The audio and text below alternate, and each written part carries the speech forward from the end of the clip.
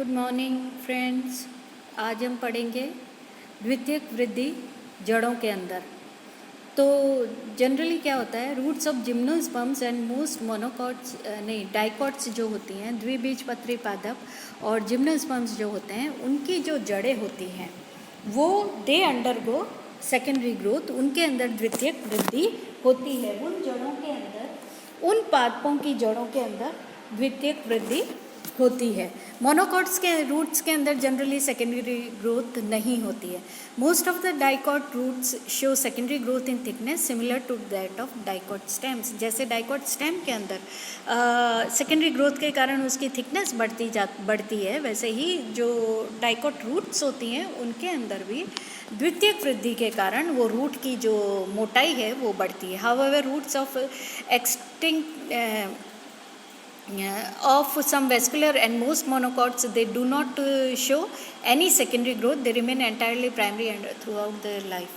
Now जो कुछ extinct vascular cryptogams है, वेस्कुलर क्रिप्टोगैम्स मतलब टेरिडोफाइट्स, या वो प्लांट्स जिनके अंदर की हिडन सेक्स ऑर्गन्स पाए जाते हैं वो, एंड मोस्ट मोनोकॉट्स और कई मोनोकॉट जो प्लांट्स होते हैं उनके अंदर सेकेंडरी ग्रोथ, उनकी रूट्स के अंदर सेकेंडरी ग्रोथ नहीं होती है, and through out their life उनकी जो दे रिमेन प्राइमरी ओनली, उनका जो स्ट्रक्चर होता है वो प्राइमरी ही रहता है। Secondary tissues developed in dicots are fundamentally quite similar to that of dicot stems, but the process initiates in some different manner. Certain dicot roots do not show secondary growth. The secondary vascular tissues originate as a result of cambial activity. The phloem gives rise to periderm. Now ये जो root के अंदर जो secondary growth है वो जैसे stem के अंदर होती है वो वैसे ही होती है, केम्बियम की मदद से होती है, और काफ़ी कुछ स्टेम के अंदर जो सेकेंडरी ग्रोथ होती है उसके हिसाब से ही ये होती है, केम्बियल एक्टिविटी से ही सेकेंडरी जाइलम या सेकेंडरी वेस्कुलर टिश्यूज़ का फॉर्मेशन होता है। ये देखो आप, ये रूट का एक नॉर्मल डाइकॉट रूट का ये डायग्राम है। रूट है, इसे नीचे प्रोलिफेरस लेयर है, या फिर उसके नीचे एपिब्लेमा है या एपिडर्मल लेयर है। दो लेयर्स एपिडर्मिस की हैं, एपिब्लेमा की है, देन कॉर्टेक्स है, फिर उसके बाहर एंडोडर्मिस है, एंडोडर्मिस के अंदर पेरिसाइकिल, फिर phloem, xylem and phloem. Root के अंदर क्या होता है, जाइलम और फ्लोएम। ये जो नीला वाला है वो फ्लोएम है एंड पिंक वाला जाइलम है। जाइलम एंड फ्लोएम अलग अलग पैचेस के अंदर पाए जाते हैं, अलग अलग रेडियाई पर पाए जाएंगे। एंड दूसरा क्या है कि नंबर ऑफ जितने जाइलरी एलिमेंट्स होते हैं उतने ही फ्लोएम के एलिमेंट्स होंगे, अलग अलग रेडियाई पे ये होंगे। प्रोटोजाइलम इज टूवर्ड्स पेरिफ्री, बाहर की तरफ होता है, और मेटाजाइलम जो बड़े वाले एलिमेंट्स होते हैं जाइलम के वो अंदर की तरफ होते हैं। इन दोनों के जाइलम एंड फ्लोएम के बीच में कंजक्टिव टिश्यू पाई जाती है। देन इसके अंदर एंडोडर्मिस के अंदर कुछ कैस्पेरियन स्ट्रिप्स हमें दिखाई देती है, स्टार्च की स्ट्रिप्स होती हैं, एंड एंडोडर्मल लेयर के बीच में हमें पैसेज सेल्स भी दिखाई देती है। पैसेज सेल्स जो होती है वो इसके अपोजिट है, जाइलम के अपोजिट। देखो एंडोडर्मल लेयर के अंदर ये पिंक पैचेस दिखाई दे रहे हैं, ये कैस्पेरियन नहीं, ये वो है पैसेज सेल्स इसके अंदर दिखाई देती है। तो ये तो है नॉर्मल स्ट्रक्चर ऑफ रूट, किस तरह से उस एक नॉर्मल प्राइमरी रूट का स्ट्रक्चर है। नाउ अब आगे सेकेंडरी ग्रोथ कैसे होगी इस रूट के अंदर, उसके बारे में we will study. Formation of cambium and development of secondary tissues. तो the dicot roots possess a limited number of radial vascular bundles with exarch xylem. Normally the pith is very little या altogether absent. On the initiation of secondary growth, a few parenchymatous cells beneath each group of phloem become meristematic, and thus as many cambial strips are formed as the number of phloem groups. Now ये देखो dicot root के अंदर जो है, जितने हमने diagram में देखे हैं, जितने जाइलरी एलिमेंट्स होते हैं, जितने जाइलम के पैचेस होते हैं उतने ही फ्लोएम के होते हैं, and number of xylem and phloem patches जो होते हैं वो कम होते हैं डाइकॉट के अंदर as compared to that of monocot roots के कंपैरिजन में। दूसरी चीज़ क्या है कि जब सेकेंडरी ग्रोथ होने वाली होती है तो कुछ parenchymatous cells beneath each group of phloem become meristematic, and thus many cambial strips are found as the, जो फ्लोएम के पैचेज हैं उनके नीचे कुछ पेरेनकाइमेटस सेल्स जो होती हैं, ये देखो नीले वाले फ्लोएम के पैचेस हैं, इनके नीचे जो पर्पल कलर की जो कुछ पेरेनकाइमेटस सेल्स हैं, ये पेरेनकाइमेटस सेल्स जो हैं वो मेरिस्टेमेटिक हो जाती है हर एक फ्लोएम के नीचे। तो जितने फ्लोएम के पैचेस हैं, जैसे इसमें 4 है तो 4 मेरिस्टेमेटिक पैचेस हो जाएंगे पेरेनकाइमेटस सेल्स के, और ये फिर कैम्बियल स्ट्रिप्स का निर्माण करते हैं। तो जितने फ्लोएम ग्रुप्स हैं उतनी ही कैम्बियल स्ट्रिप्स बन जाती हैं। फिर क्या होता है, cambial cells they divide tangentially again and again and produce secondary tissue. और फिर ये जो कैम्बियल सेल्स जो बनी हैं वो टेंजेंशियली, टेंजेंट मतलब कि किसी भी सेल की टिप पर हम राइट एंगल को अगर एक राइट एंगल ग्रो करते हैं तो वो जो होता है उसको बोलते हैं टेंजेंट। टेंजेंशियली वो क्या होता है, वो वहाँ से कटती है और वो सेकेंडरी टिश्यूज़ का निर्माण करती है। तो some cells of single layered pericycle also become meristematic lying against protoxylem groups which divide and form new layers of cells. और फिर कभी कभी क्या होता है कि ये देखो इस पहले डायग्राम के अंदर ये तुम्हें एक फ्लोएम के नीचे क्या है, कैम्बियल स्ट्रिप्स, जितने फ्लोएम है उतने कैम्बियल स्ट्रिप्स बन गए। फिर कभी कभी क्या होता है कि कुछ पेरिसाइकिल की सेल्स भी धीरे धीरे जैसे जैसे सेकेंडरी ग्रोथ के अंदर वृद्धि होती है वैसे वैसे क्या होता है कि कुछ पेरिसाइकिल की सेल्स भी जो कि इसके प्रोटोजाइलम के अपोजिट होती हैं। प्रोटोजाइलम क्या है, बाहर वाले जो ये जाइलम के पिंक पिंक पैचेस है, इनके ऊपर देखो ये ब्लैक कलर की बाउंड्री दिखाई दे रही है। तो ये क्या है, ये पेरिसाइकिल की सेल्स हैं जो कि मेरिस्टेमेटिक हो जाती है। और वो जब कोई सेल मेरिस्टेमेटिक हो गई तो क्या होएगा, वो फिर it will start acting as cambium, और ये फिर क्या होएगी, ये भी they start dividing and they start forming new layer of cells. और फिर क्या होएगा, वो भी डिवाइड करना शुरू करती है एंड वो भी एक नई लेयर ऑफ सेल्स का निर्माण करती है। तो धीरे धीरे क्या होता है कि ये फिगर बी के अंदर ये देखो ब्लैक पैचेस, देन फिगर सी देखो, स्लोली क्या होता है जैसे जैसे डिविजन्स बढ़ते हैं वैसे वैसे क्या होएगा, फ्लोएम के नीचे वाली कैम्बियल स्ट्रिप्स डिवाइड कर रही है, वो वेस्कुलर टिश्यू का निर्माण कर रही है, पेरिसाइकिल वाली टिश्यू का डिवाइड कर रही है, वो वेस्कुलर टिश्यू का निर्माण कर रही है। तो अल्टीमेटली क्या होता है, वो कुछ सेल्स का, सेकेंडरी सेल्स का निर्माण कर रही है, वो वेस्कुलर बाद में होंगी, बाहर वाली फ्लोएम बनती है, अंदर वाली जाइलम बनती है।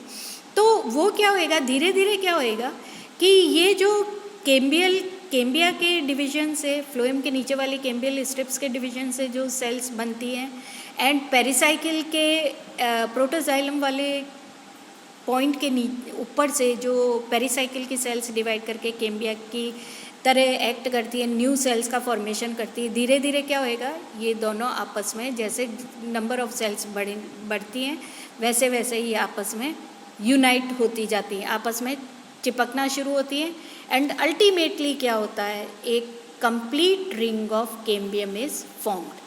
ये देखो डी के अंदर ये कंप्लीट कैम्बियल रिंग बन गई पिंक कलर की, उसके बाहर है पेरिसाइकिल लाइट पिंक या पीच कलर की, एंड उसके बाहर एक लाइट ब्राउन या डार्क पीच कलर की एंडोडर्मल लेयर है। ठीक है, तो इस तरह से क्या होता है, धीरे धीरे बढ़ते बढ़ते एक पूरी सर्कल के अंदर कैम्बियल रिंग बन जाती है। Initially the cambial ring is wavy in outline as it passes to internal phloem and external, as it passes into external xylem groups, the cambial cells produce more xylem elements than phloem. The first formed cambial produces secondary xylem much earlier and the wavy cambial ring ultimately becomes circular. And धीरे धीरे क्या होती है, cambial ring circular हो जाती है। फिर बाद में क्या होता है, और साथ के साथ ये जो कैम्बियल रिंग होती है क्या करती है, डिवाइड करके वेस्कुलर टिश्यू का फॉर्मेशन करती है। वेस्कुलर टिश्यू जो बनती है, जाइलम, सेकेंडरी जाइलम तो बनेगा अंदर की तरफ एंड बाहर की तरफ बनता है सेकेंडरी फ्लोएम।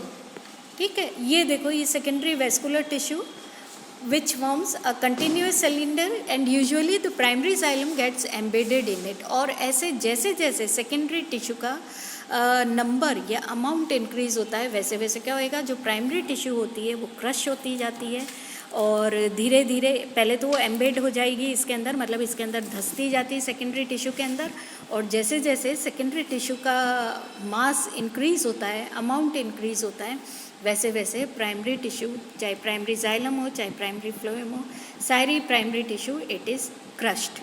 ठीक है। Now cambial cells that originate from pericycle lying against the groups of protoxylem function as ray initials and produce broad vascular rays. Now जो कैम्बियल सेल्स पेरिसाइकिल से ओरिजिनेट होती है, पेरिसाइकिल से बनती हैं, वो कैम्बियल सेल्स डिवाइड करके जो कि प्रोटोजाइलरी ग्रुप्स के अगेंस्ट में होती है, वो दे फंक्शन एज रे इनिशियल्स की तरह कार्य करती है और वो चौड़ी चौड़ी वेस्कुलर रेज का निर्माण करती है। These vascular rays are traversed in xylem and phloem through cambium. This is characteristic feature of roots. Normally such rays are called as, और इन वेस्कुलर रेज को हम क्या कहते हैं? मेड्यूलरी रेज कहते हैं। ये देखो, ये चौड़ी चौड़ी ये जो बीच में स्ट्रिप्स दिखाई दे रही है ना पैरेन्काइमेटस सेल्स की, ये they are called as medullary rays या वेस्कुलर रेज, और ये कैरेक्टरिस्टिक फीचर होती हैं रूट्स की। ये ड्यू टू सेकेंडरी ग्रोथ होती है, कैम्बियल सेल की सेकेंडरी ग्रोथ के कारण होती है। वो कैम्बियल सेल्स जो कि प्रोटोजाइलम के अपोजिट होती हैं, उनकी सेकेंडरी ग्रोथ के कारण ये होती है। Then periderm, simultaneously the periderm develops in outer region of the root. साथ के साथ outer region of the root the single layered pericycle becomes meristematic and divides, giving rise to cork, cambium और phellogen. It produces a few brownish layers of cork cells or phellum towards outside and phelloderm on the inner side. The phelloderm does not contain chloroplast. The pressure caused by secondary tissues ruptures the cortex with endodermis, which is ultimately sloughed off. The epiblema dies out earlier and lenticels may also be formed. तो जैसे जैसे secondary growth की वृद्धि होती है, वैसे वैसे क्या होता है कि कुछ कैम्बिया की सेल्स जो होती हैं, सेकेंडरी वेस्कुलर टिश्यू, जैसे जैसे कैम्बियल सेल्स जो कि पेरिसाइकिल से ओरिजिनेट होती हैं, लाइंग अगेंस्ट फंक्शन एज रे इनिशियल्स, एंड जैसे जैसे मेड्यूलरी रेज बनती है वेस्कुलर टिश्यू के अंदर, तो फिर साइमल्टेनियसली जो इसका कॉर्टिकल पोर्शन होता है रूट का, वहाँ पेरिडर्म बनता है। कुछ कॉर्टेक्स के अंदर भी कुछ पेरेन्काइमेटस सेल्स जो होती है वो मेरिस्टेमेटिक हो जाती है। मेरिस्टेमेटिक हो जाएगी तो कैम्बिया की तरह फंक्शन करने लगेगी एंड वो टिश्यूज़ को काटना शुरू करेगी, बाहर एंड अंदर की तरफ डॉटर सेल्स बनाना शुरू करती है, एंड वो डिवाइड करके कॉर्क कैम्बियम, जो नई टिश्यू का फॉर्मेशन करती है, उसको बोलते हैं कॉर्क कैम्बियम या फेलोजन। फेलोजन जो होता है इट प्रोड्यूसेस, फिर ये जो फेलोजन जो होता है इट प्रोड्यूसेस फेलम या कॉर्क, एंड उसके नीचे होता है फेलोजन, एंड फेलोजन के अंदर जो सेकेंडरी कॉर्टेक्स होता है उसको बोलते हैं फेलोडर्म। तो साइमल्टेनियसली जब, तो इस तरह से क्या होएगा, रूट के अंदर वेस्कुलर टिश्यू का अमाउंट तो इंक्रीज़ हो ही रहा है ड्यू टू सेकेंडरी ग्रोथ, उसकी मोटाई भी इंक्रीज़ होएगी, बाहर cork cambium and secondary cortex का निर्माण होता है due to formation of meristematic cells in the cortical region also. और कभी कभी, और जब बहुत ज़्यादा mass of cells secondary growth के कारण बन जाती है तो क्या होएगा, जो एपिब्लेमा होएगी, जो outer most layer of epidermis होएगी, वो स्लाउ ऑफ हो जाती है, वो टूट जाती है, फट जाती है, एंड फटने से कभी कभी वो पूरी रप्चर भी हो जाती है, पूरी रिमूव हो जाती है, एंड कॉर्क जो होता है वो आउटर मोस्ट लेयर बना देता है। कभी कभी कॉर्क के अंदर छोटे छोटे ओपनिंग्स भी पाए जाते हैं जिनको बोलते हैं लेंटी सेल्स। ठीक है, तो this is about secondary growth of roots के अंदर किस तरह से सेकेंडरी ग्रोथ होती है।